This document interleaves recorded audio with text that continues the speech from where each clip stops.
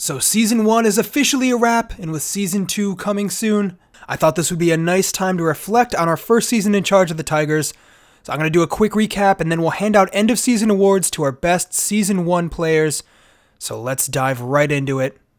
Our story here starts as the team is taken over by a Japanese billionaire, and we are put in charge of the squad with the goal of winning Hull City's first piece of silverware, and simply told to sign some Japanese talent along the way.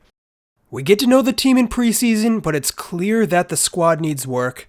Captain Eric Lehigh is already showing signs of age, and we have 3 strikers, Eves McGuinness and Ballo, and none of them really look fit to lead the line. We make our first Japanese signing before the opening game of the season, in the form of Sei Moroya, a right back, which is an area we really have no depth in. So August hits, and we start our campaign with an away game against Swansea, and the team is just not clicking. We seem totally out of ideas in offense, creating nothing, and we actually end up losing the game thanks to 2 late goals from Swansea. And the poor start to our season would continue with no wins from our first 5 matches. Our defense struggles to play out from the back. In particular, our star center back Device is really clumsy on the ball, and Eric Lehigh is not looking sharp either. But the club goes into full-blown crisis mode in mid-August. Our new signing, Moroya, is given a couple of starts over Lehigh at the back just to try something different, and our captain hands in a transfer request and leaves us scrambling to find a new leader in the team. So up steps fan favorite Jared Bowen, picking up the captain's armband, and he tries his best to turn things around for the team. At this point, we also turn to the market for reinforcements. We buy Kubo, a new star striker since all 3 of our forwards have totally failed to impress, and we also buy a winger in Okugawa to give us a bit more depth on the wings. And these changes turn things around immediately. Kubo starts the very next game against Millwall, and his energy up top inspires the team to their first win of the season and Game 6, better late than never. And the team then goes on an unbeaten run for the next 4 matches. And while many of these are draws, it does show a big turnaround for the team, and we're starting to get results. We're looking really sharp up top, and our only problem right now is in defense. There's a lot of individual mistakes from Device and even our goalkeeper Long, and some silly goals in the process, and only Moroya, our new signing at right back, has looked solid from the back so far. But our fortunes for the season turn as Kubo leads the team to a 6-game winning streak, and it starts with an amazing performance from the Japanese striker against QPR, and continues with 2 goals in the very next match against Nottingham Forest.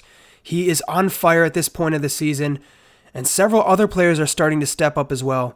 Leonardo Lopez establishes himself in the attacking mid position over Honeyman by linking up brilliantly with Kubo and putting in some great performances of his own. Elder also manages to lock down the left back position over Kingsley and leaves our defense actually looking pretty solid for the first time all season. At this point, we've risen up the table all the way to 12th place, which is amazing considering what a terrible start we had in those first 5 games. And at this point, the team continues to grind out results, even taking down 10 men West Brom after a dramatic red card and a late goal from our team. And Kubo continues to be unbelievable, scoring late goals, and it seems like he's rescuing our team almost every single week at this point. But our amazing unbeaten run is broken against Barnsley, thanks to a screamer from outside the box, and Device gets back to making mistakes in the back line that cost us the match. We finish the year with a lot of ups and downs in December. We pick up some points, but a loss to rivals Leeds United leaves the team very frustrated. And our bad run of form looks to continue, but a fantastic hat-trick from Kubo takes us to a win over Charlton and kicks off a 7-game unbeaten run for the team once again. In this stretch, Kubo and Lopez continue to play well together and make sure that our offense is delivering many, many goals. By the end of December, we find our team in 9th place, and things are going really well at this stage of the season. In January, things stay exciting. We start our FA Cup run with a goal from new boy Okugawa, who hasn't seen that many minutes thanks to Grosicki's good form, and another outrageous goal from Kubo seals the deal. We then dive back into the market using the funds from Lehigh's sale earlier in the season to purchase left back Bello from the MLS. The team is feeling pretty good, but things take a turn for the worse as our star center midfielder Henriksen leaves in a shock move to Argentina and leaves this team without a replacement halfway through the window. So with no players in mind to replace him, we buy attacking midfielder Izzy Brown from relegation-bound Luton Town and push Honeyman deeper into that defensive midfield position instead, where he'll rotate with Batty for minutes until the end of the season. However, things are really tough with Henriksen gone. He was one of our best players, and we suffer a demoralizing loss to Derby County in the next match, and really the midfield just doesn't look the same without our star there.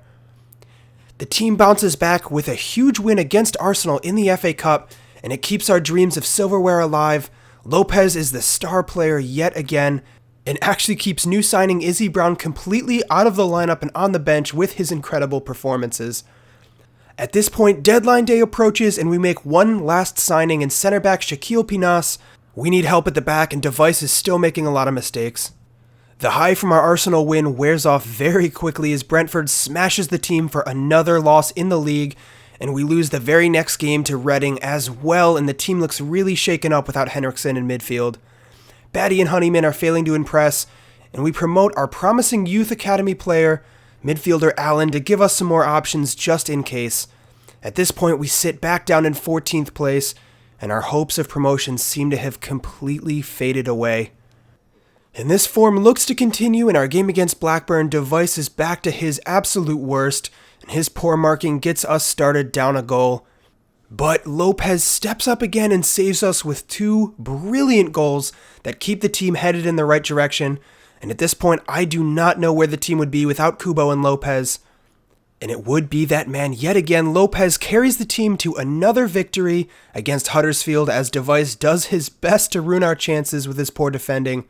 But we take away 3 points regardless and then go on to smash Preston 4-0. George Honeyman gets on the score sheet with a beautiful little chip over the keeper in that match, and what might be the goal of the season. But a fantastic solo goal from Kubo in the very next match outshines this one, and the team marches on. At this point, we head back into another match with Leeds United that would ultimately determine the rest of our season. We went into the match exhausted from a very busy February, which meant we had to field some second choice players. But it was our first choice players who end up costing us the game in the end. Device with the risky back pass to the keeper, and Long making a mess of the clearance got us off to a really bad start. And things get even worse as Device literally turns his back on his man in the box and gifts Leeds their second. This loss means that Leeds get another 6-point gap extension on our team, and our hopes at promotion seem to fade once again. In the meantime, the team kept up hopes for a good FA Cup run at the very least, taking down Premier League side Southampton in the round of 16 with 3 really bizarre goals. And remember, our primary goal for this career is just to win a piece of silverware, so it actually looks like we might have a legitimate shot at it in Season 1, which is crazy. But the drama picked back up in the FA Cup as we drew against Manchester City in the quarterfinals. And the game was actually fairly in control as we defended well, but City broke through with a 25th minute goal that took the game out of our reach. We actually had a few chances on the counter ourselves, but couldn't capitalize, and we were knocked out of the competition after a close 1-0 loss. With our last hopes of silverware gone for the season, it was time to focus on securing a promotion spot in the championship. The team gathered together, and we went on for our best run of the entire season, a 7-game winning spree that saw us take down teams from all over the table. We eventually made our way all the way back up to 10th place. With only 6 games remaining in the season, we sit 8 points behind a promotion playoff spot. A win over Leeds in our last match would have really helped to cut that gap down because they're the team sitting in that spot right now. Lopez continues to rival Kubo for our player of the season, continuing his amazing form with a late game-winning strike against West Brom. 3 more points and we march on. The team showed what they're made of in a 4-0 thrashing against Millwall. Kubo leading the line with another beautiful assist and 2 more goals.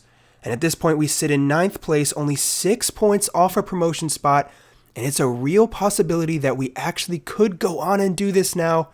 Leeds drop a few points and it leaves us 4 points away with 2 games remaining in the season. We could do this, but we need to rely on them to drop more points. With everything on the line, we take on relegation-bound Luton Town, from whom we stole Izzy Brown earlier in the season.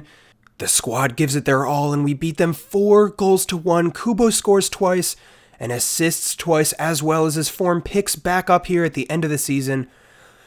But it's too little, too late. Leeds pull off another win, and that keeps them 4 points ahead of us with only 1 game remaining, so our season comes to a very anticlimactic end. And it will be another year in the championship for this squad. The team is extremely disappointed, and the season ends on a very sour note with a loss against Cardiff City in our last match. We finish in 8th place ultimately, and it's a huge disappointment to not reach a playoff spot in the end because we came so close. But all things considered, we really turned things around this year and saw what this team is capable of, so we'll go at it hard in Season 2.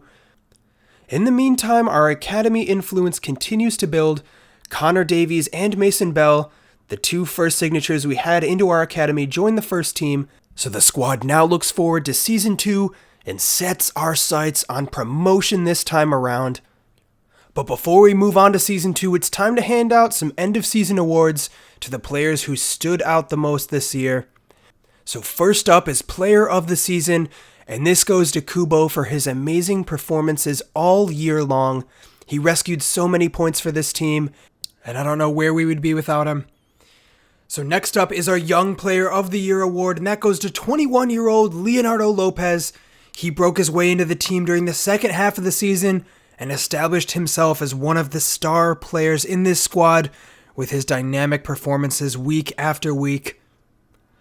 Following that, the Golden Boot, and this goes to Kubo as well.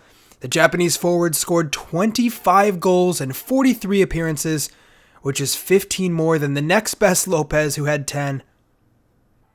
Most appearances goes to Jared Bowen, our captain, with 52. I think he played in every match except for maybe 2, I think in some of the smaller cup games, but he really stepped up as captain this season. The Playmaker Award goes to Bowen as well for his 13 assists, and with 4 goals on top of that, he was quietly crucial to our offense this season.